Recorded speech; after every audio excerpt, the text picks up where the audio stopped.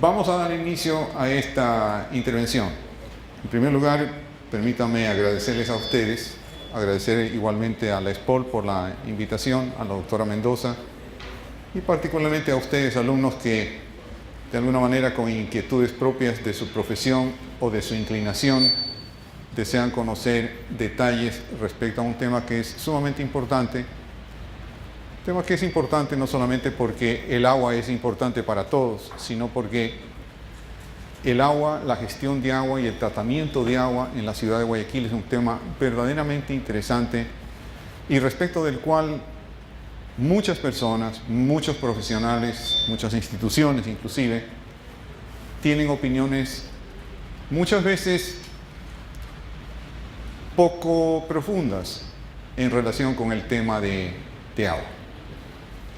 Durante los años que me ejercí estuve muy en contacto con los problemas, obviamente, de agua de una cuenca tan importante como es la cuenca del río Guayas. No sé si ustedes están familiarizados con este dato, se los doy de todas maneras. La cuenca del río Guayas y el Golfo de Guayaquil constituyen en sí la cuenca más importante, la cuenca fluvial y el estuario más importante de toda la costa del Pacífico. La cuenca del río Guayas es una cuenca de biodiversidad y de uso múltiple. E inserta en la cuenca del río Guayas está la ciudad de Guayaquil. Inserto en la cuenca del río Guayas está obviamente el río Daule. Y sobre el río Daule vamos a hablar un poco más adelante. ¿Por qué? Porque obviamente el río Daule es la principal vía fluvial que abastece de agua a la ciudad de Guayaquil, pero que al mismo tiempo sirve de drenaje principal para sus efluentes de aguas residuales. Entonces el río Daule es sumamente importante desde el punto de vista de la ciudad de Guayaquil, pero no solamente lo es desde el punto de vista de la ciudad de Guayaquil, lo es también importante aguas arriba para alrededor de 35 cantones. 35 cantones que a lo largo de más o menos 135 kilómetros de longitud de la cuenca del río Daule, desde su inicio en la presa Daule Peripa y su finalización en la confluencia con el río Babahoyo aquí frente a Guayaquil, influye en la vida de 4,5 millones de personas. 4,5 millones de personas, el 25% de la población del Ecuador, tal como la conocemos en este momento, de alguna manera está vinculada con la cuenca del río Daule. Y obviamente, de esos 4,5 millones de personas, la población de Guayaquil, hoy por hoy cercana a los 3 millones de habitantes, tiene una interacción directa con la cuenca del río Daule. ¿Por qué hago este prólogo tan apologético sobre la cuenca del río Daule? Porque, como dije hace un momento, el río Daule sirve como fuente de captación de agua para potabilización y al mismo tiempo el río Daule, y cuando se convierte en Guayas, sirve también como la principal planta de tratamiento de las aguas residuales de Guayaquil, tal como lo vamos a ver un poco más adelante. Me invitaron y acepté con mucho gusto hacer una doble presentación hoy día, porque además es necesario hacerlo de esta manera. No se pueden divorciar los dos conceptos de la gestión de agua con la gestión de aguas residuales. Lo uno es consecuencia de lo otro, las dos cosas están íntimamente ligadas y para comprender lo que ocurre con aguas residuales es menester también conocer algo de lo que ocurre con la gestión de agua, con aquella que sirve fundamentalmente para consumo humano.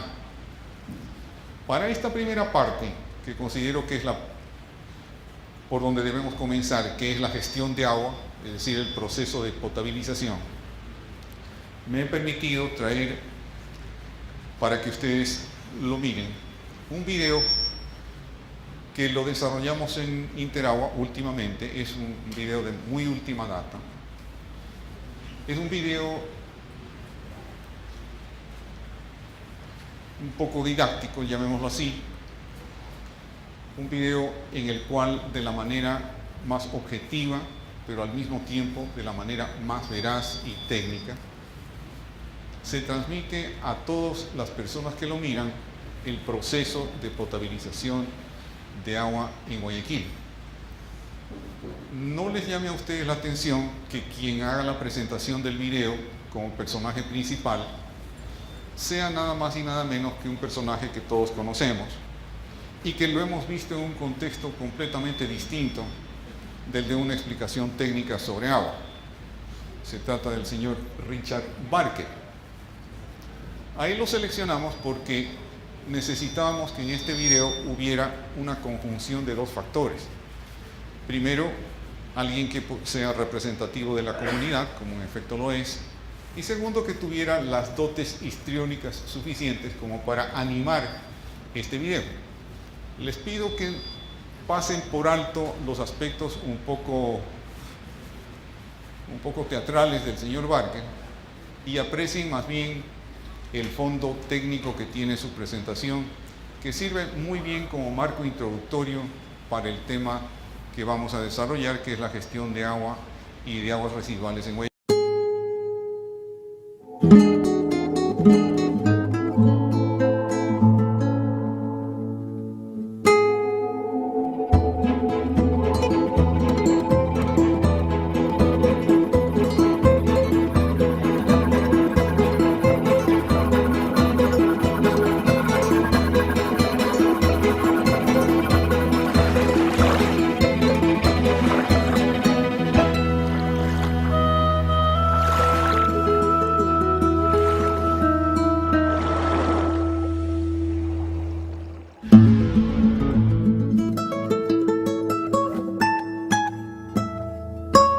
El agua, el más abundante de los elementos de nuestro planeta y de vital importancia para la vida humana, solo puede servirnos de beneficio una vez que haya sido procesada para nuestro consumo.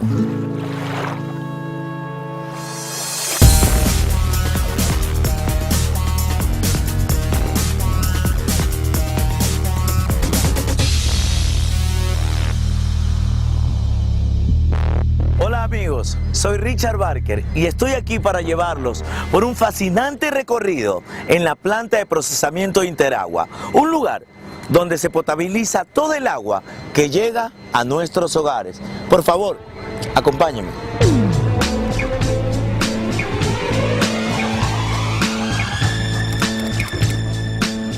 Guayaquil consume 970.000 metros cúbicos de agua al día. Eso es bastante agua, ¿verdad?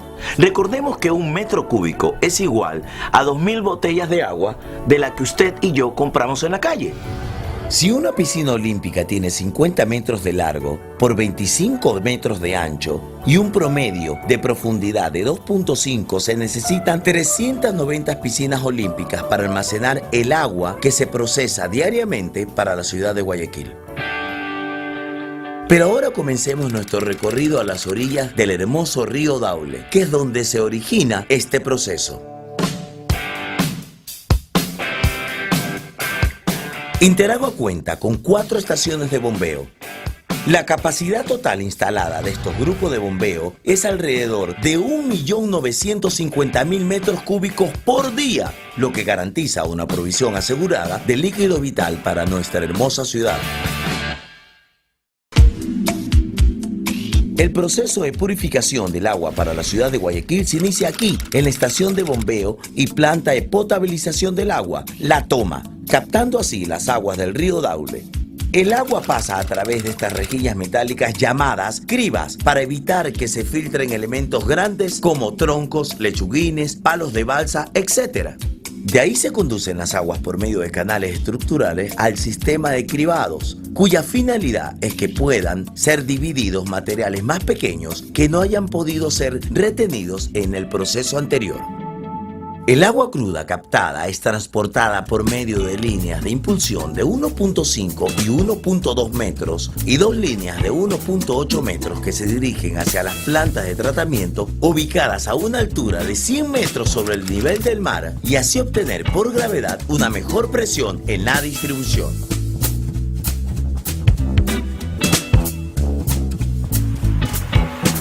Si escuchan, ese es el agua que fluye aquí. Esta es la primera planta que opera Interagua. Vamos a conocer en nuestro recorrido todo lo que hace y cuál es el proceso.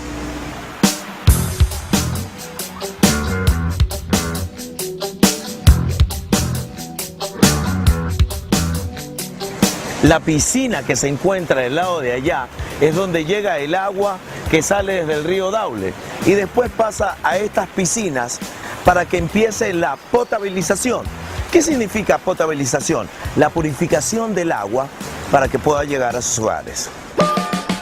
Interagua cuenta con 3 plantas de tratamiento que están ubicadas en el complejo La Toma, a 26 kilómetros de la ciudad, en la vía Daule. Conozcamos cuáles son los procesos de tratamiento que se realizan para que podamos disfrutar de un agua de calidad en nuestros hogares. Ahora nos trasladaremos a la planta más nueva con la que cuenta Interagua, donde continuaremos con nuestro recorrido. Ok. El agua que es traída desde el río Daule, que está a mis espaldas, llega aquí, donde empieza la coagulación. Utilizando sulfato de aluminio en estado líquido y que es aplicado por un sistema de bombas automáticas. Este coagulante permite en cuestión de segundos separar las impurezas para luego hacerlas descender al fondo de las piscinas de tratamiento, iniciándose así la etapa de sedimentación o purificación del agua. Ahora nos encontramos en el área donde hay muchas piscinas. Es aquí donde empieza el proceso de clarificación. Eso quiere decir que el agua turbia toma este color mucho más claro.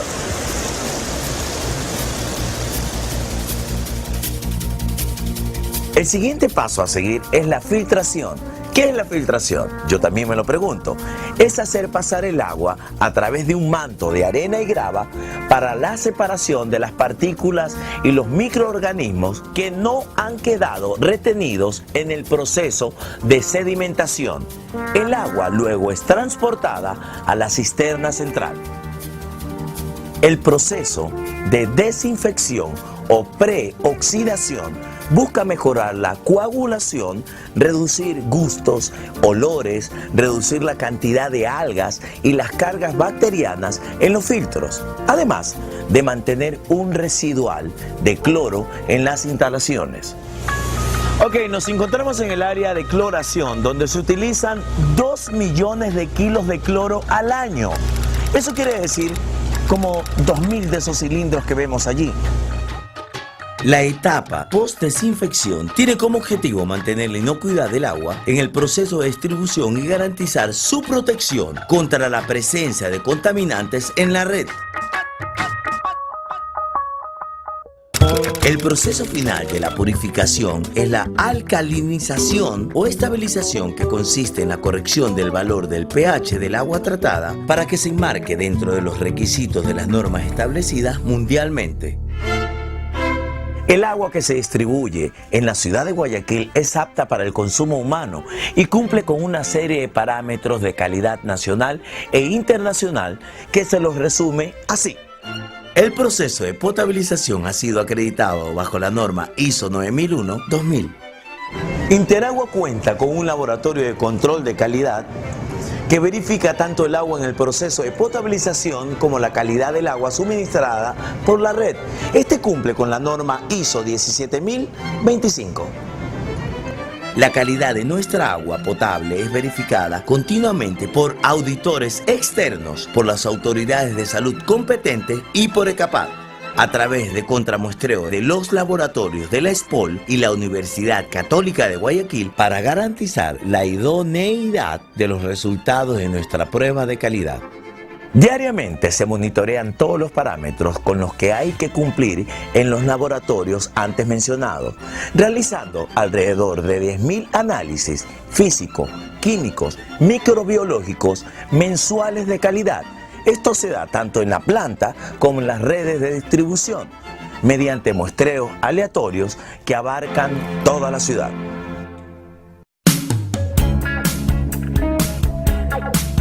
El agua potable es transportada desde la planta La Toma a la ciudad a través de 4 acueductos que distribuyen el agua a las distintas zonas. Cuando la presión que maneja un acueducto no es suficiente para llevar el agua a las zonas altas de la ciudad, es necesario bombear o darle un empujón al agua. Es por esto que Interagua cuenta con alrededor de 20 estaciones de bombeo que distribuyen el agua a estos sectores.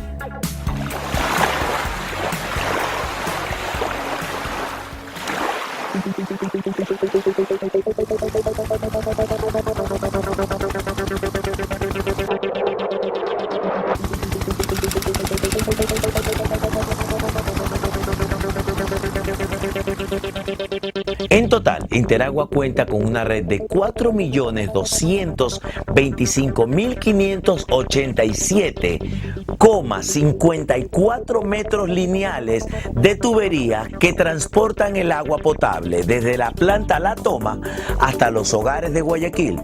Es decir, 4.225,5 kilómetros que equivalen aproximadamente a la distancia de la ciudad de Guayaquil a la ciudad de Buenos Aires en Argentina.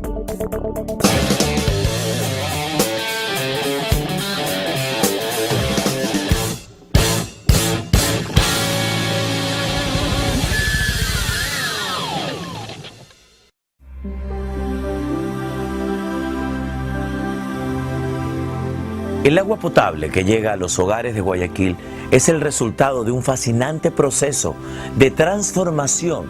Captar las aguas de un río para procesarlas y convertirlas en algo tan indispensable para la vida humana. Ese es el trabajo de Interagua. Soy Richard Barker y les digo, cuando fluye el agua, fluye tu vida.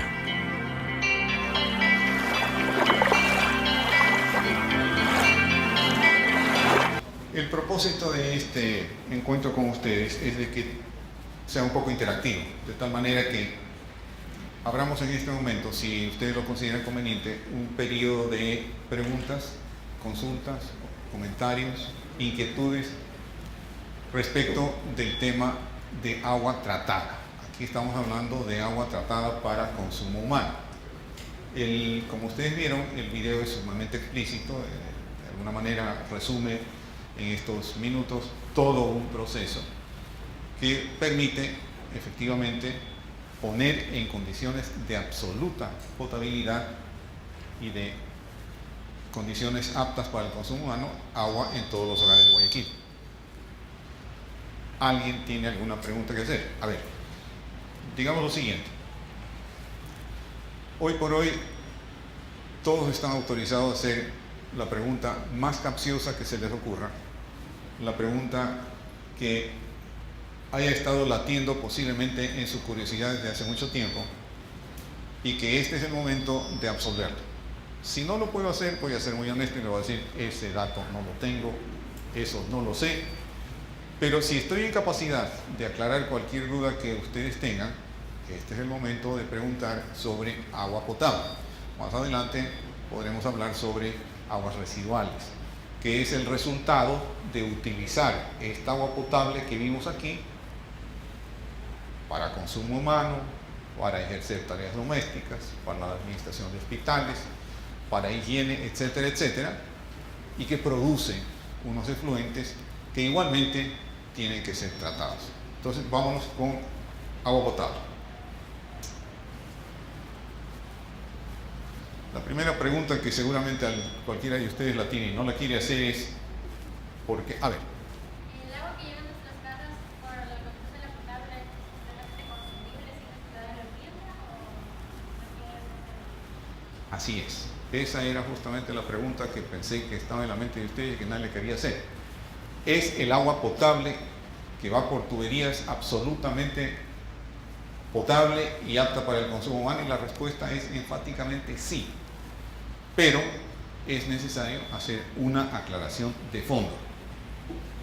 Quienes reciben agua potable por tubería, y esa tubería a través de una red doméstica bien instalada, ojo que estoy subrayando el tema de bien instalada, llega directamente al grifo, tómenla sin el menor reparo, tómenla y úsenla sin la menor preocupación, porque es agua 100% apta para el consumo humano.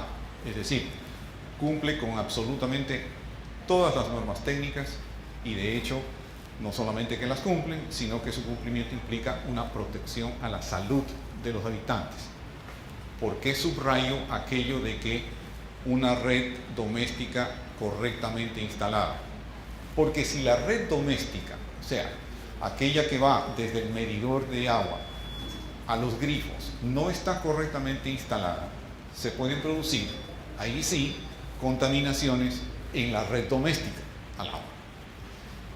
Y permítanme decirles algo más. Uno de los focos más importantes de contaminación en la red doméstica son las llamadas cisternas, que existen en muchos hogares de Guayaquil y que son el producto de un pasado nefasto existente en la ciudad, cuando la producción de agua potable era, número 1, insuficiente, número 2, discontinua, y número 3, racionada. ¿Qué significa esto? Que solamente había agua a determinadas horas del día o de la madrugada. En consecuencia, las personas de bajos recursos optaban por tener tanques de 55 galones, bidones, para recoger agua cuando ésta llegaba, y otras personas con mayores recursos construían cisternas profundas en sus domicilios para almacenar el agua que les llegaba cuando ésta estaba disponible. Ustedes conocen perfectamente lo que ocurre con agua estancada. Y ustedes saben perfectamente lo que ocurre cuando hay agua estancada y además en condiciones de oscuridad. Se produce una reacción biológica que se llama la eutrofización. Y la eutrofización en condiciones de oscuridad lo que hace es producir elementos que son no tóxicos ni nocivos, pero son definitivamente elementos que no conviene que existan en el agua. Estamos hablando de algas, estamos hablando de elementos orgánicos que se producen en la eutrofización. Si esto ocurre en las cisternas domésticas y simplemente se la bombea y se usa esa agua sin haberla pasado por un proceso de filtración doméstica, o por último, por haberla hervido, es posible que haya una ingestión de este tipo de microorganismos. La única razón por la cual el agua podría ser verdaderamente tóxica es si es que recibe una contaminación, como lo vamos a ver más adelante, de material biológico conocido como coliformes o coliformes fecales, E. coli. En las cisternas domésticas esto normalmente es difícil que ocurra, normalmente las tuberías no están ni remotamente próximas a las de descarga de inodoros, cosas por el estilo, pero en ocasiones sí se ha dado este tipo de situaciones. En consecuencia, para contestar la pregunta en pocas frases, número 1, si el agua se recibe por tubería y la red doméstica está en buenas condiciones, tómenla sin ningún problema. Si el agua se recibe a través de una cisterna, un sistema de filtración doméstico o hervir el agua es conveniente.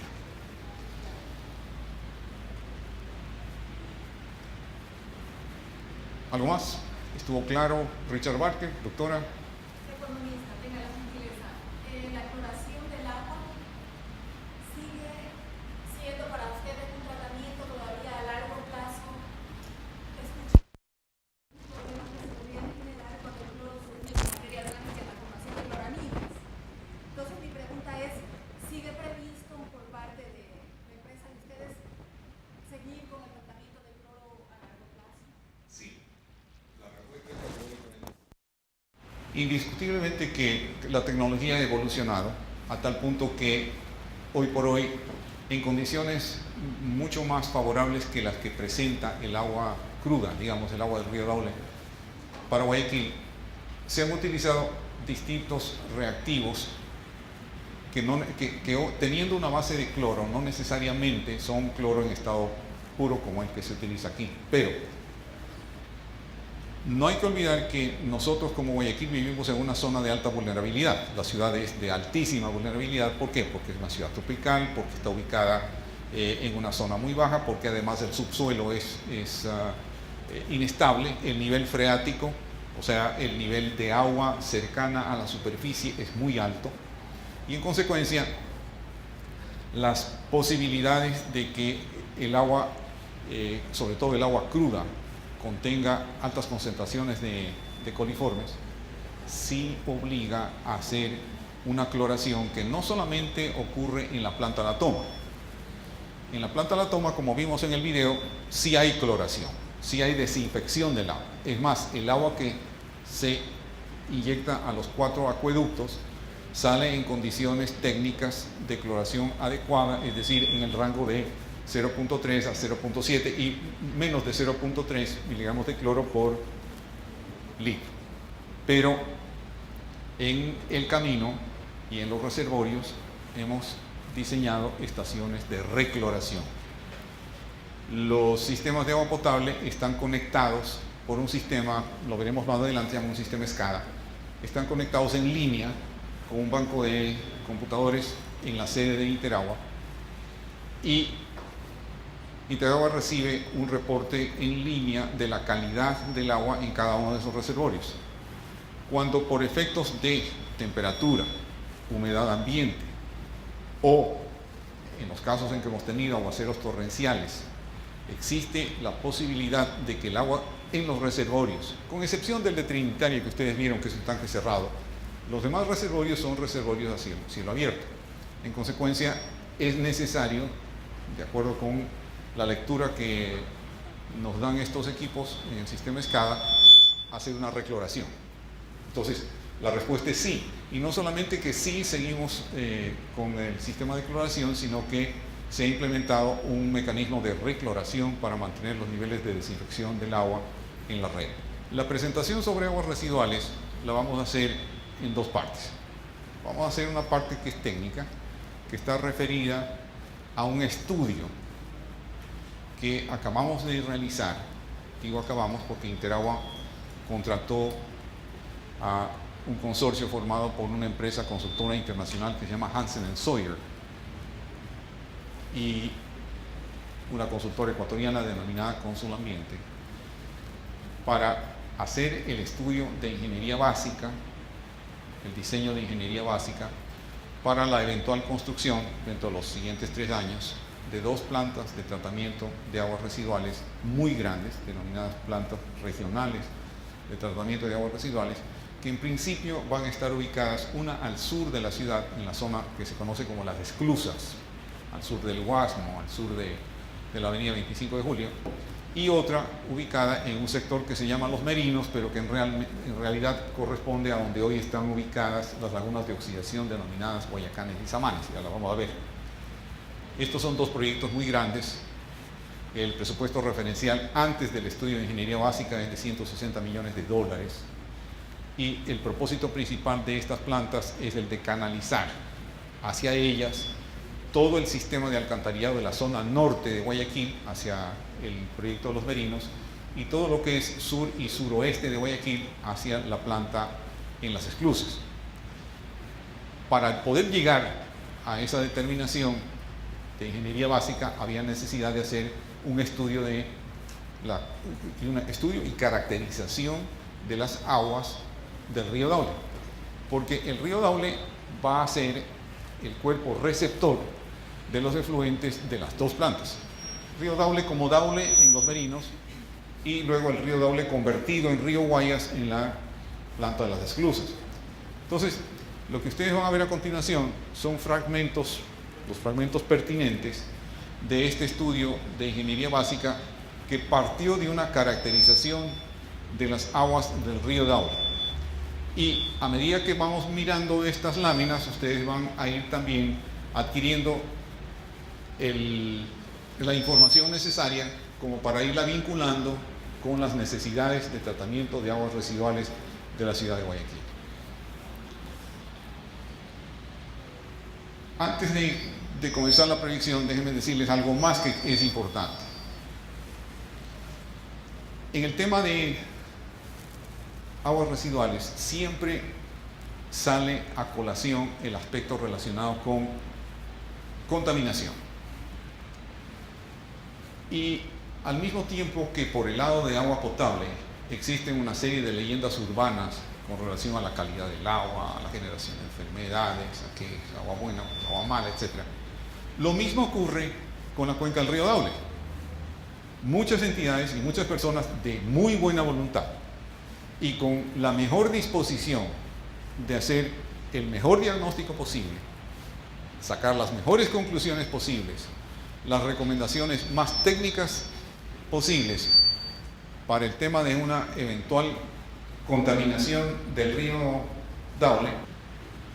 Se habla de que el río Daule tiene un altísimo grado de contaminación por pesticidas, que tiene un altísimo grado de contaminación por desechos industriales, que tiene un altísimo grado de contaminación por lo que generan las industrias. Y nos olvidamos de que el río Daule tiene un altísimo grado de contaminación de materia microbiológica, básicamente coliformes y coliformes fecales. El 72% de la contaminación del río Daule es por esto. Ustedes me preguntan la diferencia para 100 sólidos en suspensión: tierra, piedras, palos, hojas. Y entonces, ¿dónde quedan los pesticidas y los desechos industriales? En un mínimo que no llega al 10%. Afortunadamente esto es así. Y consiguientemente la lucha o la descontaminación es relativamente sencilla, porque es mucho más fácil combatir coliformes y coliformes fecales que neutralizar pesticidas o desechos industriales que contienen elementos químicos, metales pesados y otros contaminantes que son mucho más complicados, más difíciles y más costosos de eliminar. Entonces, dicho esto, miremos esta presentación.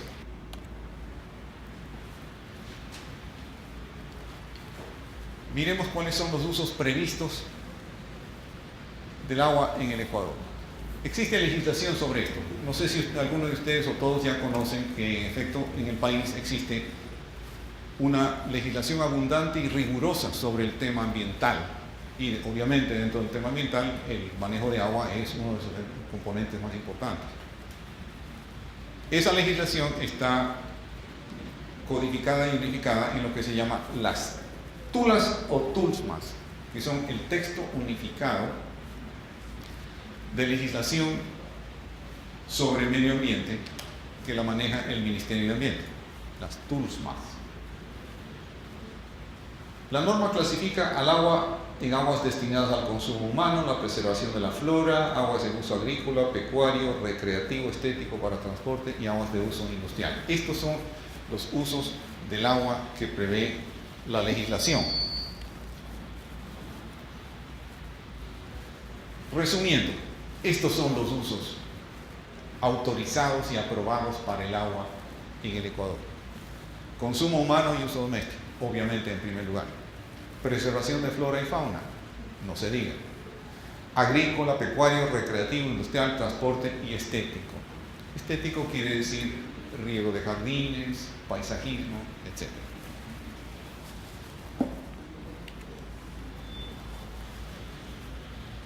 ¿Y cuáles son los usos actuales del agua en la zona de estudio y su área de influencia? ¿Cuál es la zona de estudio y área de influencia? La cuenca del Daule y la cuenca del Guayas. Son los dos cuerpos receptores de las aguas de los efluentes de Guayaquil.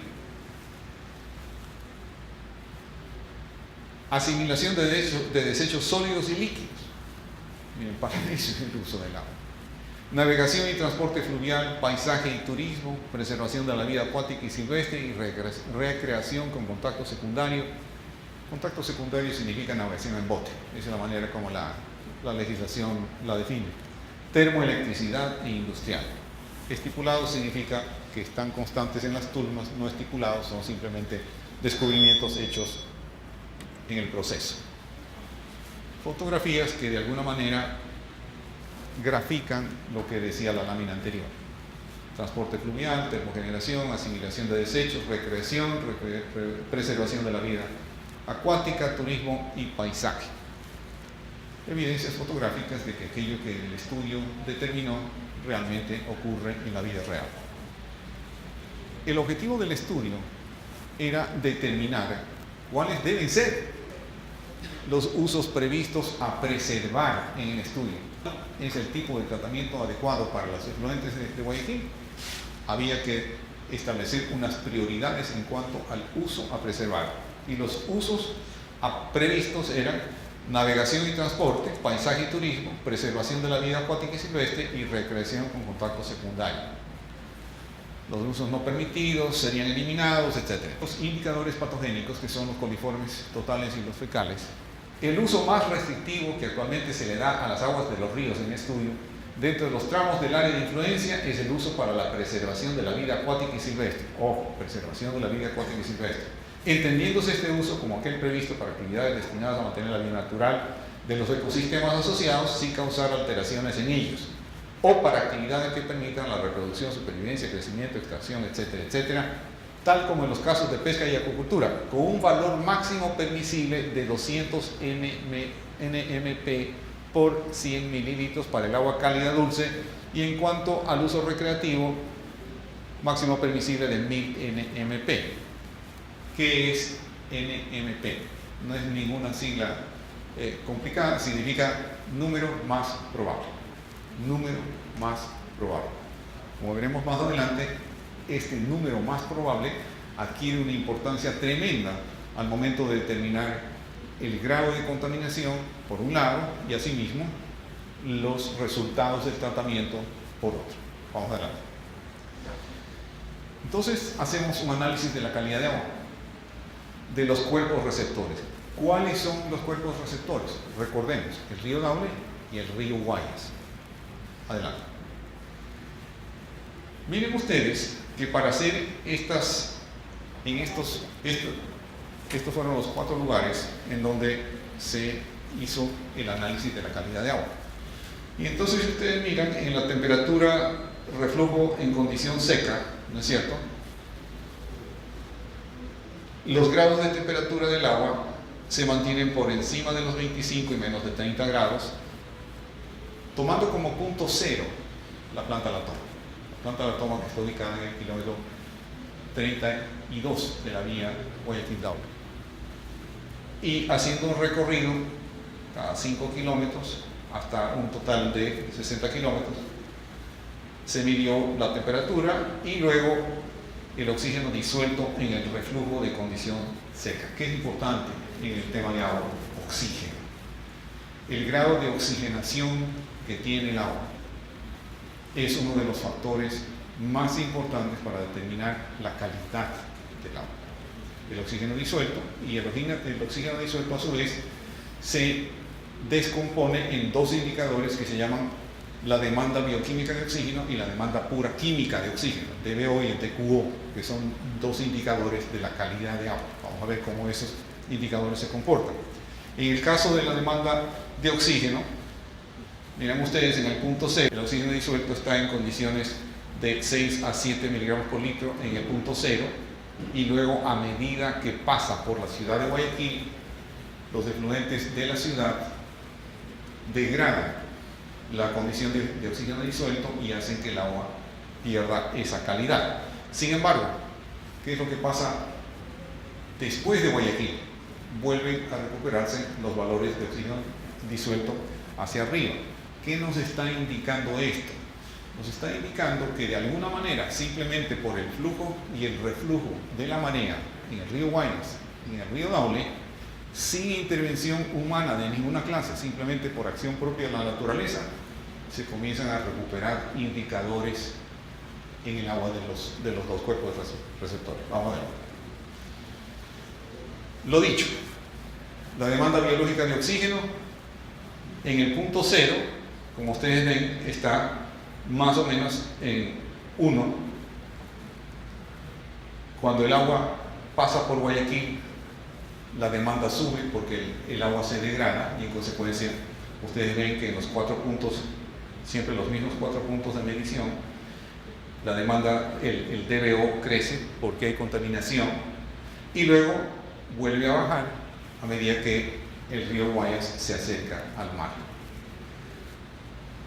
Coliformes fecales en el reflujo en condición seca. Igualmente, miren ustedes que en la base 0, hacia la izquierda, los coliformes están en 10 a la 0,3.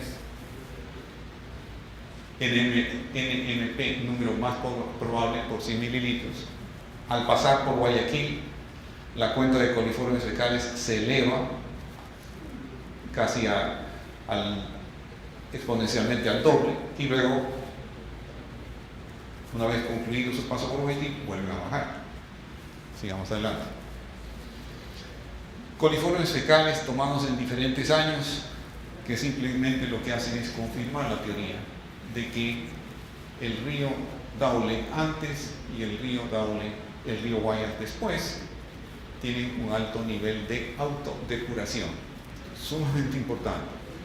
Y este es un dato que los ciudadanos de la ciudad de Guayaquil, que vivimos en la ciudad de Guayaquil, los que usamos agua en la ciudad de Guayaquil, debemos tener presente. Dije al comienzo de esta intervención que la principal planta de tratamiento de agua que tiene Guayaquil es la constituida por los ríos Daule y Guayas, y eso es así. Vamos a ver. Se comprueban exactamente los mismos valores a través de los años. Sigamos. Y entonces lleguemos a una conclusión. Así vistos rápidamente, estos indicadores nos hace concluir, pero esta conclusión, créanme que no es una conclusión a la que llegamos nosotros aquí en este momento simplemente por observación de gráficos, sino porque además esta observación está sustentada en estudios hechos años antes y que luego han sido corroborados en este estudio que se está realizando hoy por hoy aquí. En el año 1998, ECAPAC, con ayuda del Banco Mundial, contrató un estudio que lo realizó un técnico llamado el doctor Emanuel Idalovich. El señor Idalovich hizo una caracterización de las aguas de todos los efluentes y de los cuerpos receptores y determinó que el estero salado como tal casi que era un caso perdido, y de hecho todos lo consideramos hoy por hoy así. El estero, para ser recuperado, necesita de una acción que nada tiene que ver realmente con lo que estamos viendo aquí. Es un caso completamente separado, algún día lo podríamos ver, pero eso es otra cosa. Pero en cambio, el río Daule y el río Guayas presentaban un panorama de autodepuración sumamente elevado, que a su vez determina el tipo de tratamiento que debería darse a los efluentes, tanto en aquel entonces, año 98, como ahora. Es decir, el estudio del señor Idalovich ya fue suficientemente profundo como para determinar esa realidad. Hoy, en el año 2012, el estudio que hace Hansen Sawyer y Consul Ambiente confirma la teoría de Idalovich y dice: el río Daule y el río Guayas, los dos cuerpos receptores, tienen un altísimo nivel de dilución que permite, sin intervención de la mano del hombre, de la mujer, como dice hoy día la Constitución, sin intervención humana, recuperar sus condiciones originales. Esto no significa que sean condiciones de pureza, sino las condiciones originales del agua en el punto cero, que era la planta latón. Veamos qué pasa ahora con las aguas urbanas de la ciudad, o sea, antes de que lleguen a los cuerpos receptores. Vamos adelante. Datos del 2010, ¿no? Esa es una composición típica del agua residual. Ustedes ven en la columna de la izquierda los contaminantes. Concentrémonos básicamente en aquellos que representan el mayor peligro, digámoslo así, para la salud humana, que son los coliformes totales y los compuestos orgánicos, pero sobre todo los coliformes totales, que están en la penúltima línea abajo. Las unidades se miden, como vimos, NMP a la X potencia por 100 mililitros, y esos son los grados de concentración débil, media y fuerte. 10, 10, 10, 10 a la 5, 10 a la 7, 10 a la 7, etcétera, etcétera. Siguiente lámina, por favor. En la siguiente lámina tenemos los resultados de aquello. ¿no es cierto? Entonces, ¿qué es lo que estamos viendo aquí? Que en la cuenca en los ríos Guayas y Daule, la demanda química y la demanda biológica de oxígeno está muy por debajo de los niveles que vimos en la tabla anterior. Vimos que los niveles de coliforme subían y bajaban a medida que el agua transitaba por la ciudad, ¿no es cierto? Pero aquí es importantísimo aquello que estamos viendo ahí. La demanda es 25 como mínima, 132, me parece, 152 como media y máxima de 393. Adelante.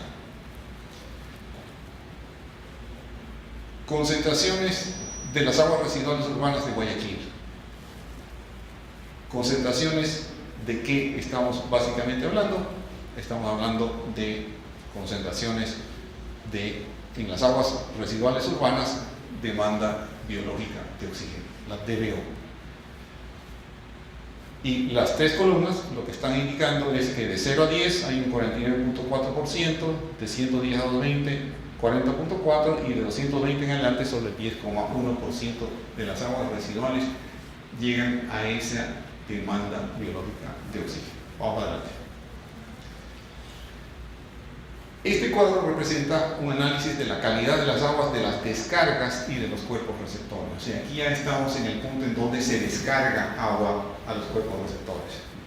Y el DBO promedio es de 132,52. Es decir, seguimos teniendo agua en condiciones bastante aceptables a nivel de los cuerpos receptores. Sigamos adelante.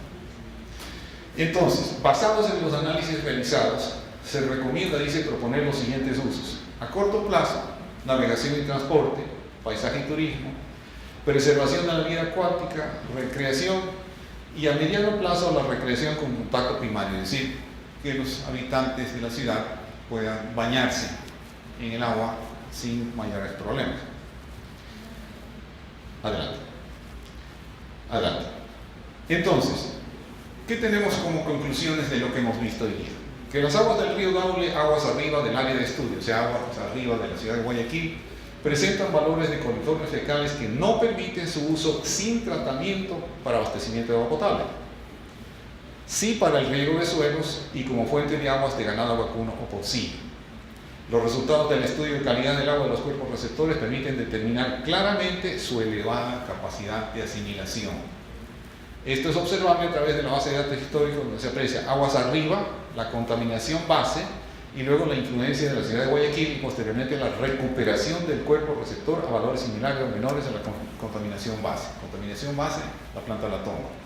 La contaminación de la ciudad de Guayaquil o la influencia de Guayaquil cuando el agua pasa por frente a la ciudad y la recuperación de los valores inclusive menores que los del punto base después de que el agua pasa por Guayaquil. Adelante. El contenido de materia orgánica a lo largo del estuario del Daule Guayas no es factor limitante, observándose valores inferiores a 5 miligramos de demanda biológica de oxígeno por litro. Las normas de descarga vigentes no consideran el efecto del cuerpo receptor, sea este favorable o desfavorable. Sin embargo, la legislación sí permite el establecimiento de normas de descarga a través de estudios científicos del cuerpo receptor. La calidad de los ríos en cuanto a metales pesados y tóxicos orgánicos es adecuada. Miren lo que estábamos diciendo al comienzo. La calidad de los ríos en cuanto a tóxicos y metales pesados es adecuada, ya que estos compuestos están mayormente bajo los límites de detección o en concentraciones menores a los límites actualmente establecidos.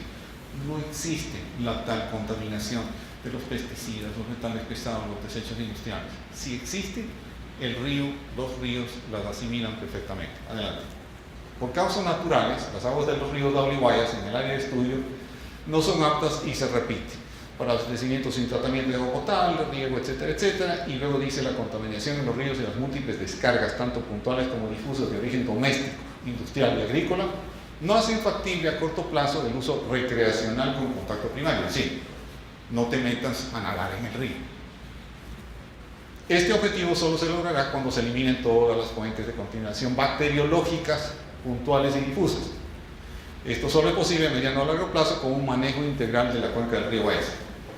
Una aspiración que el Estado ecuatoriano lo tiene desde hace mucho tiempo, a la cual todos nos adherimos, pero que representa un problema sumamente complejo, el manejo de la cuenca del Guayas. Adelante. Los usos realísticos se reducen a preservación de la flora y la fauna, uso estético y paisajístico, uso para transporte y navegación, uso recreativo. En todos los casos se requiere detener las fuentes de contaminación bacteriológica y es preciso considerar dentro de este análisis la capacidad de asimilación del cuerpo receptor, puesto que los costos de inversión, operación y mantenimiento influirán considerablemente si el análisis se lo realiza. Este último párrafo: es preciso considerar que los costos de inversión, operación y mantenimiento influirán considerablemente si el análisis se lo realiza. Pasemos a la siguiente lámina. Esta es una interrelación entre los costos de tratamiento y la consecución de resultados. No lo tomen como dato con el cual nos podemos ir al banco, pero sí como un dato estadístico sumamente importante. Para conseguir niveles de DBO que estén en menos de 200 y más de 100 para Guayaquil, se requeriría una inversión cercana a los 80 millones de dólares en pretratamiento. Con tratamiento primario, para conseguir niveles de 80 hasta 110, la inversión ya es de 100 a 150 millones de dólares, más o menos el presupuesto que yo les mencioné. Y para tratamiento secundario, la inversión se dispara a más de 200 millones de dólares para conseguir niveles de 110 a 220. Es decir, el tratamiento de aguas es sumamente costoso. ¿Cómo se financia? No se puede financiar el tratamiento con una tarifa de alcantarillado que se cobra a los ciudadanos. Se tiene que financiar mediante inversiones realmente hechas por el Estado a través de los organismos competentes. Llámase esto el CAPAC, el municipio de Guayaquil, en fin, aquellos que tienen la competencia para esto. Adelante. ¿Qué hemos hecho hasta este momento? Hemos hecho un diagnóstico de la situación de las aguas residuales urbanas y también de las aguas de los cuerpos receptores. El CAPAC tiene un contrato para 30 años que se inició en el año 2000, pues terminará en el año 2031. Vamos adelante. El área de influencia de Interagua es 5.200 kilómetros cuadrados, abarca todo el cantón Guayaquil, la isla Punay, los cantones Pozorga y Tenguera. Es un área de concesión sumamente grande y en ella hay que proveer los servicios a los que me estoy refiriendo. Adelante. Para lograrlo, tal como dijo nuestro animador Richard Barker, había que insertar a la empresa en unos sistemas de gestión integrados, de tal manera de que se generara por un lado una cultura y luego una disciplina que esté íntimamente vinculada con procesos. Entonces, Interagua se ha certificado en la norma ISO 9001 de calidad, en la ISO 14000 de prevención y seguridad ocupacional y en la 14000 que es la de gestión ambiental. Es decir, la certificación en las 3 normas básicas. Adicionalmente a eso, siguiente lámina, los 2 laboratorios principales, el laboratorio de calidad y el laboratorio de ensayo de medidores, están certificados bajo la norma 17025 y los 2 están acreditados, es decir, tienen una acreditación del organismo de acreditación ecuatoriano, que dicho sea de paso es ya una organización internacional, no lo era antes y consiguientemente estos laboratorios estaban acreditados en el Canadá. Estos laboratorios están acreditados en 17 parámetros en aguas potables y residuales y el laboratorio de ensayo de medidores en 2 parámetros fundamentales. Sigamos. Ya lo dijo el señor Barker, tenemos 3 plantas de tratamiento de agua potable. Adelante. Las estaciones de bombeo que vimos en el video, el laboratorio de calidad. El laboratorio de calidad no funciona como funciona dentro de Interagua, pero es un organismo de control. No está ni atado ni vinculado con ninguna de las áreas operativas. El área de producción de la toma no tiene influencia sobre el laboratorio, el director de operaciones no tiene influencia sobre el laboratorio. Las únicas personas que podemos tener influencia administrativa, no técnica, sobre el laboratorio son el director general y yo. O sea, es un laboratorio absolutamente independiente. Adelante. El laboratorio obviamente se maneja bajo las normas INE 2288 y 2266 para el manejo de sustancias peligrosas, para el manejo de químicos reactivos, almacenamiento, disposición de desechos, etc. Vamos adelante. ¿Cómo controlamos? ¿Cómo se controla, mejor dicho, la calidad del agua potable y la calidad de los efluentes? Sí, por muestreo, indudablemente que por muestreo, pero también necesitábamos tener un sistema en línea, ¿no es cierto? Entonces aquí viene a colación el famoso sistema SCADA.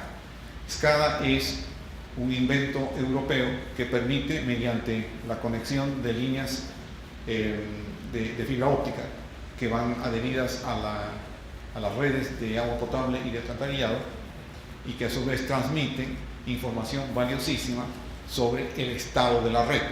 Queriendo decir con esto, no solamente el estado físico de la red, sino también aspectos técnicos como presión, velocidad, continuidad del tránsito del agua por las tuberías. Adelante.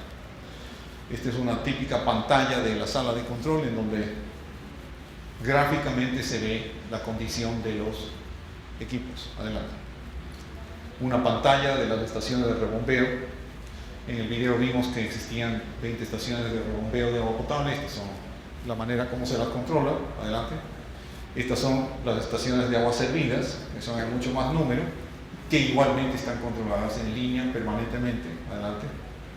Y finalmente, para aquello que ya sale del marco convencional de lo que es una red de alcantarillado, que son los llamados pozos sépticos, se cuenta con 23 hidrocleaners y 2 extractores que lo que hacen es limpiar los pozos sépticos de las viviendas en Guayaquil. Adelante.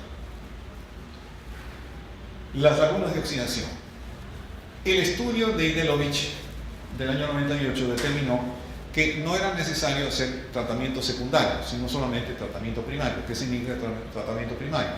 Decantación de sólidos y oxidación del agua a efectos de que su bombeo final hacia el cuerpo receptor, que viene a ser el río Daule, estuviera en condiciones aceptables para no degradar la calidad del cuerpo receptor. Entonces, existen las lagunas de oxidación de Guayacán y Samanes, otras más pequeñas en Sauce de Alborada, pero estas son las principales.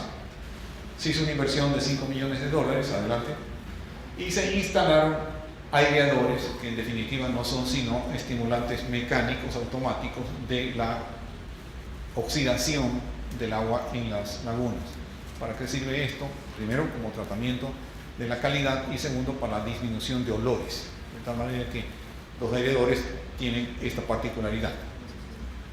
Permiten mejorar el grado de oxidación en menor tiempo y, en segundo lugar, controlar los olores que se producen en lagunas de oxidación. Adelante.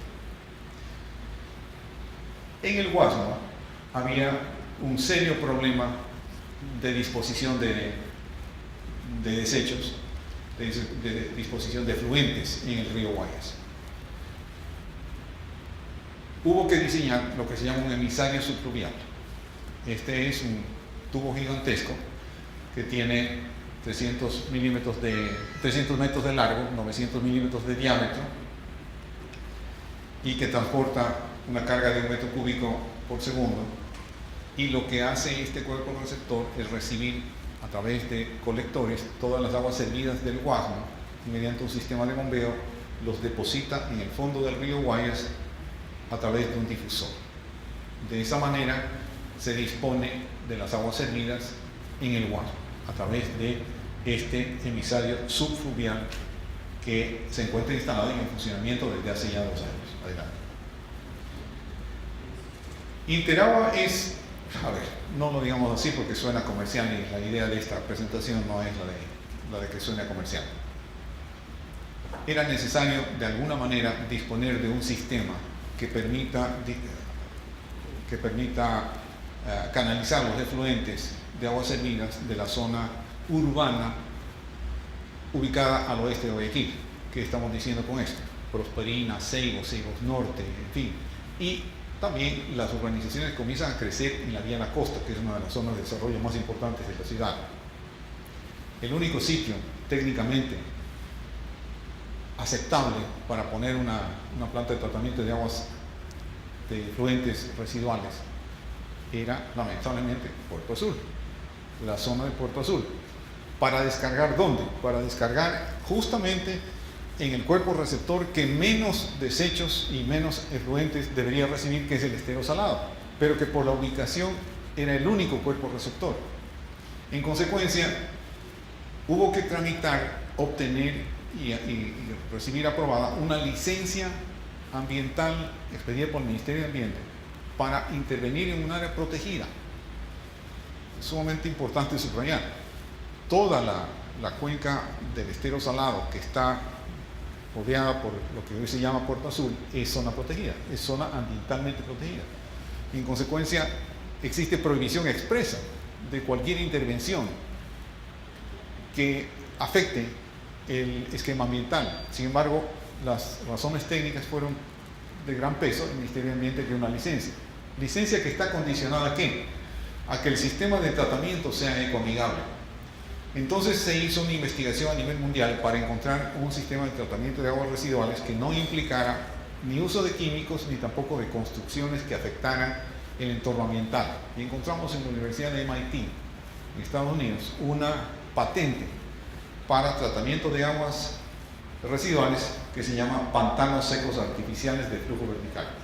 Interesantemente, y no me voy a meter mucho en el tema técnico de lo que son los pantanos secos, pero en definitiva significa utilizar elementos naturales como arena y ciertas variedades de plantas para filtrar los efluentes de un sistema de alcantarillado doméstico y residencial y depositarlo en el estero salado.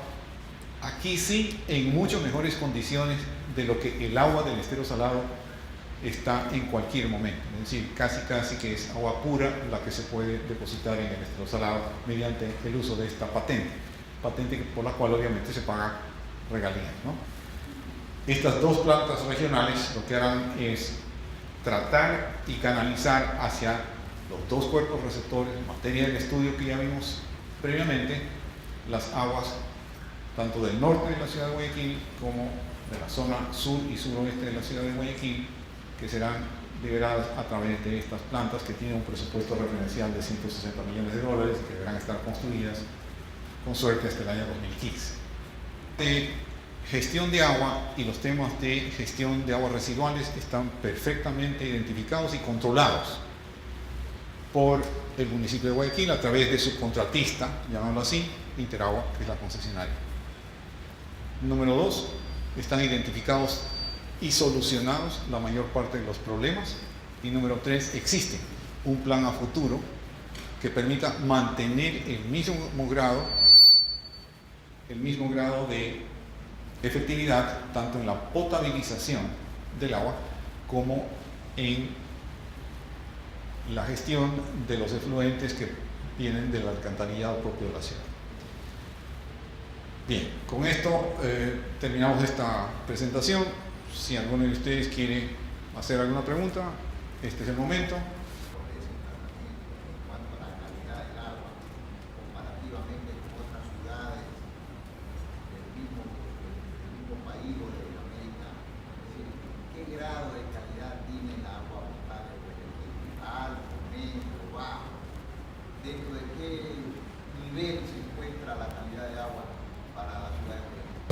Las normas establecidas por la Organización Mundial de la Salud y los parámetros son un poco laxos, pero entonces ahí viene la acción de los organismos reguladores a nivel nacional. En el caso nuestro, en el caso del Ecuador, esos parámetros están determinados por el INE. La norma INE del Instituto Ecuatoriano de Normalización es la que determina la calidad, o sea, los parámetros del agua potable en todo el territorio nacional. Y en consecuencia, los parámetros de la norma INE son los que vimos en uno de los cuadros donde decíamos parámetros de calidad tanto del agua cruda como del agua, mejor dicho, del agua potable como del agua cruda, ¿no es cierto? Entonces, dicho esto, todas las empresas que en el Ecuador han obtenido un certificado o autorización para potabilizar agua, y estamos hablando de Guayaquil, Quito, Cuenca, se están incorporando Manta y Puerto Viejo, y algunas otras ciudades de menor tamaño también comienzan a contar con plantas potabilizadoras, tienen que cumplir con esos estándares no solamente de potabilización, sino de aptitud de consumo humano. Entonces, dicho eso, comparémonos con el resto de América, por decirlo así. En absolutamente todos los casos de ciudades grandes comparables con Guayaquil, Lima, Bogotá, Quito, Caracas, nuestros estándares están en lo más alto. Usted me decía, dígame, alto, medio, bajo. Le puedo decir alto. Y seamos justos, Quito también lo está. Y no digamos Cuenca, que cuenta con un sistema de potabilización mucho más moderno que el de Quito y Guayaquil. Ojo que el de Guayaquil data de 1950, la segunda planta de los años 60 y recién la última, la grande, del año 86. Cuenca, después del año 86, etapa, desarrolló un sistema de potabilización de agua muy efectivo y la ubica también en lo más alto de la escala en términos de confiabilidad y potabilidad del agua. Estamos ahí jugando en las grandes ligas, como se dice vulgarmente, en lo que se refiere a calidad de agua. Eso sí, vuelvo a hacer la misma acotación que hice al comienzo. La responsabilidad termina con el agua antes del medidor. La responsabilidad del ciudadano comienza en tener una red doméstica confiable, porque si su red doméstica no es confiable, entonces pone en duda, pone en riesgo la excelente calidad del agua que está recibiendo por tubería. Sí, señor. ¿Se podría pensar una facturación del consumo de agua potable? ¿Se pudiera poner para conocimiento, información, cultura del ciudadano, algún índice, algún indicador de la calidad del agua por sector en Guayaquil para saber y tener una referencia al respecto? Por supuesto que sí, y definitivamente no es una idea mala, al contrario, una magnífica idea. Lo que ocurre es que en función de los muestreos que decíamos que se realizan permanentemente todos los días, el agua en todos los sectores de la ciudad de Guayaquil está permanentemente apto para el consumo humano, todos los días del año. ¿Cuándo podría no estarlo? Podría no estarlo cuando se hace un operativo de fin de semana, de estos del Plan Huancavilca, que seguramente ya todos lo han escuchado, que son operativos previamente programados justamente para reparar los acueductos mayores, esos 4 acueductos que datan, pues uno desde los años 50. En la reparación del acueducto, ¿no es cierto?, se podrían producir contaminaciones en el tubo que se está reparando, y que esa contaminación, una vez que se eleva la presión, podría eventualmente llegar también a los hogares, al consumo doméstico. No ocurre así. ¿Por qué no ocurre así? Porque la reparación de los acueductos mayores se hace siempre contando con válvulas de paso antes y después del punto de la reparación.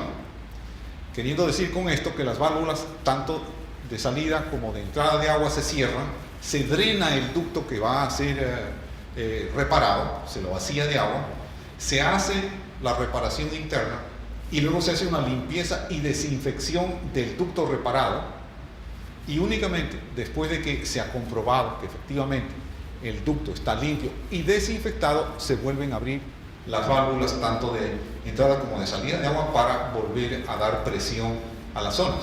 Entonces, ni siquiera en los casos en donde se produce, donde hay operativos de mantenimiento o de rehabilitación de redes, hay la posibilidad de que se produzca una contaminación. Hay excepciones. ¿Cuáles son las excepciones? Cuando hay una rotura, cuando hay una fuga imprevista. Entonces, igualmente, ustedes verán, los medios de comunicación siempre se quejan de que una rotura en tal sitio, e Interagua se demoró horas en repararla. En realidad, la reparación no fue la que tomó tanto tiempo. ¿Qué es lo que tomó tanto tiempo? El poder cerrar los tramos de válvulas antes y después del punto de fuga para poder hacer la limpieza y la desinfección de todo el tramo que fue afectado por la fuga. Es decir, si por una fuga de agua hubo una contaminación de sólidos provenientes de tierra circundante o de lo que fuese, ¿no es cierto? Primero se repara la fuga y luego se limpia todo el tramo, desde la válvula más cercana de entrada hasta la válvula más cercana de salida, Se lo limpia, se lo desinfecta y se lo represuriza. Eso toma tiempo. En consecuencia, no es que Interagua se demoró porque se demoró simplemente por negligencia, sino por preservar la calidad del agua que llega a los hogares. ¿Algo más? ¿Sí, doctora? Economista, ¿consideran ustedes que es suficientemente eficiente? Tal vez por los resultados, ¿cubre todo lo que debería de cubrir para oxidar esas aguas? ¿O todavía ustedes consideran que es insuficiente la aireación? Porque de una u otra manera la percepción es que los colores siguen en ciertas partes, ¿no? Entonces mi inquietud es operativo el utilizar esta aireación que parece dar la impresión de que está sintiendo solamente a una parte muy localizada? En primer lugar, el mecanismo de aireación está justificado desde el punto de vista de la calidad de los efluentes que reciben las lagunas, o sea, del agua que ingresa, y luego de las restricciones las restricciones impuestas a los parámetros de descarga. ¿Cierto? Una es la calidad del agua que ingresa a las lagunas y otra debe ser la calidad del agua que se deposita en el cuerpo receptor. Las lagunas deben cumplir con un papel depurador. Ahora bien, en el caso de Puerto Azul, cuando le hablaba yo de los pantanos secos, ¿no es cierto? Los pantanos van a recibir agua altamente contaminada, que es el agua producto del alcantarillado doméstico. Su objeto es devolverle al estero salado agua realmente en estado puro, casi totalmente puro. Porque no se puede, mejor dicho, no es que solamente Interagua, sino la sociedad no puede continuar contaminando un cuerpo receptor que ya de por sí tiene problemas de muy alta consideración, como es el estero salado. Entonces la condición de las autoridades ambientales es: búsquenme un sistema de depuración que sea, número 1, ecológico, y número 2, que no añada a la contaminación del estero, y por eso está lo de ahí. En cambio, en lagunas, el punto de partida es la calidad del agua en el cuerpo receptor. ¿No es cierto?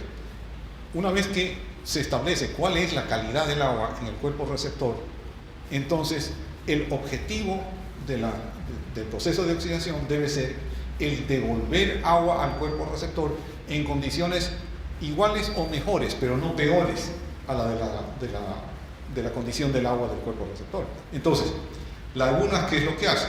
En una primera etapa decanta sólidos, igual que en el proceso de potabilización. Decanta sólidos, pasa a una segunda etapa en donde, a través de un sistema de filtración, los sólidos son retenidos, son dispuestos en base a una estación de bombeo de sólidos y pasan a una segunda laguna ya de oxidación propiamente dicha. En esa laguna de oxidación es donde entran en juego los aireadores. Los aireadores lo que hacen es contribuir con el contacto del agua con el oxígeno ambiental, se eleva obviamente la condición de oxígeno, se mejora el DBO del agua de esa laguna y pasan luego a una tercera etapa que es la laguna de bombeo. Esa es ya la laguna en donde el agua en condiciones de pureza similares al del cuerpo receptor está lista para ser bombeada. ¿Bombeada cuándo? Cuando la marea baja. Obviamente no se puede bombear cuando la marea está subiendo o la marea esté más alta, porque obviamente hay dificultades técnicas, al mismo tiempo se estaría promoviendo un grado de contaminación que no se quiere más arriba de la laguna. Entonces el agua está esperando que la marea comience a bajar y tiene un flujo que permite descargar las lagunas sin problemas. Ahora bien, lamentablemente, para ir a la segunda parte de la pregunta, las lagunas de oxidación, como reciben agua que está altamente contaminada por residuos fecales, generan en su contacto sobre todo con el sol, generan gas sulfídrico. El gas sulfídrico es lo que huele tan mal. El gas sulfídrico absorbido en condiciones de alta concentración es peligrosísimo. Obviamente que diluido o disperso en la atmósfera se convierte simplemente en un mal olor penetrante, en un mal olor que realmente fastidia. Entonces, Hay maneras de controlar eso sin afectar la calidad del efluente, que es con la utilización de cierto tipo de bacterias, que son bacterias anaeróbicas, que se las dispensa en cierta proporción en la segunda laguna de oxidación, y esas bacterias lo que hacen es, perdón la expresión, comerse a las otras bacterias que generan los malos olores, con lo cual se elimina ese problema. Lamentablemente, las bacterias que se utilizan para depurar el olor no son autodestruibles, en consecuencia continúan viviendo en el agua y hay el peligro de que pasando por la laguna de descarga entren al cuerpo receptor, y no nos conviene inyectar al río Daule una dosis de bacterias que para lo único que sirvieron en su momento fue para disminuir los malos olores producto de las lagunas. Entonces, ¿qué es lo que se hizo? Se hizo un estudio para cambiar la capacidad de los aireadores. Estos aireadores que están funcionando actualmente son aireadores que tienen una capacidad del doble de aquellos que fueron de diseño. Entonces, y como son aireadores subacuáticos, no son aireadores de superficie que causan un chorro, sino que son subacuáticos, producen oxidación a nivel subacuático, y cuando finalmente el agua llega a la superficie ya llega en condiciones en que el gas clorhídrico está tan disperso que ya no produce olor, ni siquiera en las inmediaciones, mucho menos en las zonas, por ejemplo, de San Borondón, que estaban siendo afectadas por los vientos predominantes que llevaban los olores hacia allá. Entonces, la respuesta es sí.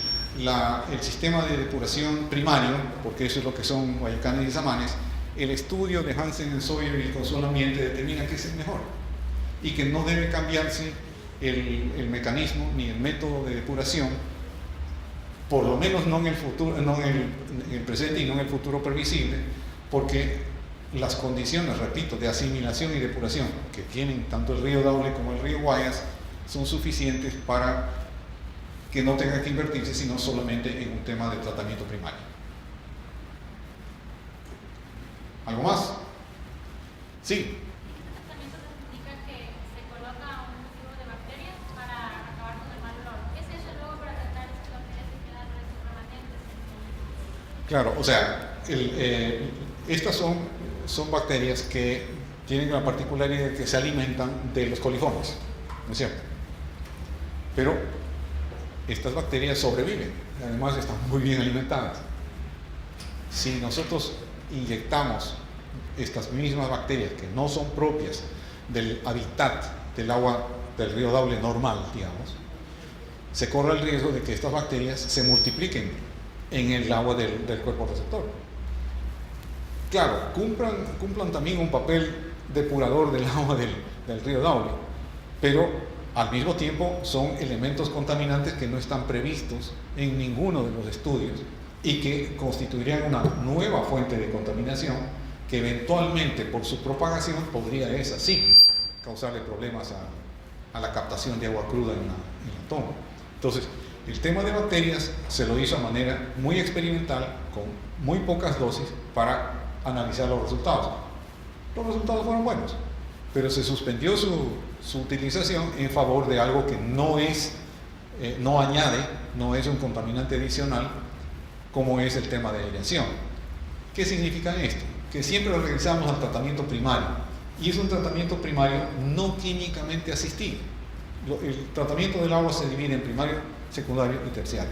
El primario puede ser simplemente por depuración, como lo estamos haciendo actualmente, químicamente asistido, no por el uso de bacterias, sino por el uso de otros componentes químicos como el cloruro férrico, por ejemplo, que ayuda a la decantación de los sólidos en suspensión y que no es factor contaminante de ninguna manera. Se llama químicamente asistido.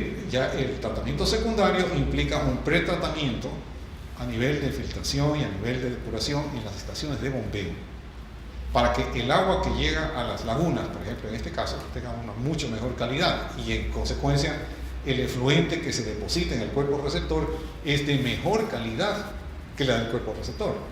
Y si vamos ya a lo que es tratamiento terciario, ese sí implica pretratamiento, tratamiento con químicos en las plantas de tratamiento y finalmente la disposición casi de agua potable.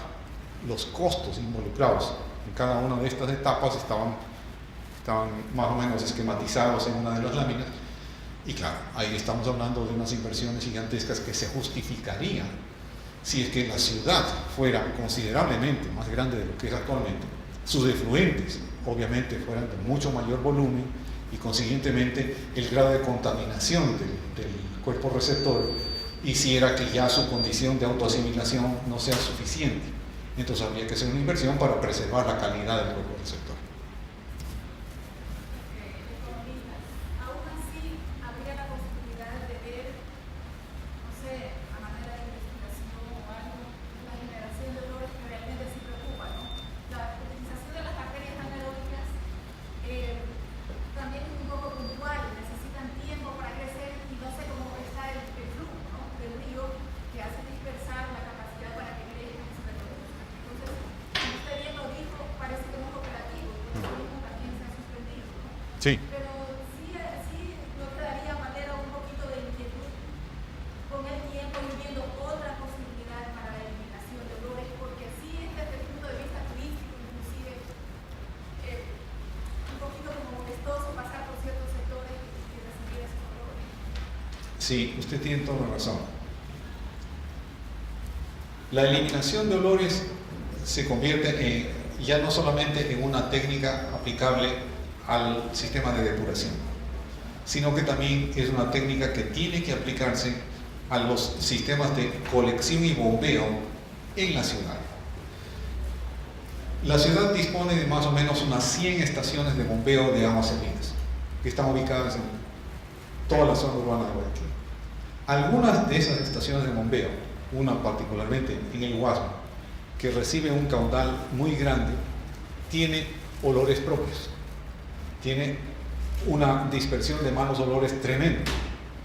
Entonces, evidentemente eso constituye un impacto ambiental tremendamente desfavorable para todos, para las personas que viven en los alrededores y para todo el mundo. Sí, pues posiblemente hay algo que afecta un poco más, ¿no? Porque hay ciertos sectores que huelen de determinadas horas, por ejemplo de 4 de la mañana a 6 de la mañana, este sector del Portón de Lomas de Lourdes, esa parte alta, tiene unos valores característicos del sector que es insoportable, pero es como hasta las 6 de la mañana nomás, porque desaparece, es como una nube de olores, no sé, alguna. Pero eso no responde Yo a... pienso que ya no es... No, eso es típicamente proveniente de las lagunas de Sauce de Alborada y Guayacán Samanas, es por la dirección del viento. Pero a donde yo voy con el tema de las estaciones de bombeo, es que en las estaciones de bombeo que están ubicadas en toda la ciudad, hoy por hoy se está utilizando técnicas que cuando fueron construidas hace 5 y hace 6 años no existían todavía. Técnicas justamente para eliminar olores en las estaciones de bombeo. Esto no significa que el contenido de los colectores va a llegar a la laguna de oxigenación sin olor, no. Lo que se va es a eliminar el olor puntual en la estación de bombeo. Y de hecho en el Guasmo, que es donde fundamentalmente se tenía ese problema, ya se ha conseguido en unas cuantas estaciones de bombeo eliminar los olores. Nos falta una estación que se llama la estación H, que es la que más problemas nos daba, porque es una estación que tiene un altísimo caudal de aguas servidas, pero igual esa va a terminar siendo arreglada también. Entonces, le repito, la cuestión de olores no solamente está centrada en las lagunas, está también en las estaciones de bombeo, y entonces se convierte ya en una técnica, en una tecnología propia de control de olores y no necesariamente vinculada con el tratamiento de las aguas, sino más bien es un tema de tecnología, de estética, de impacto ambiental. Nada más.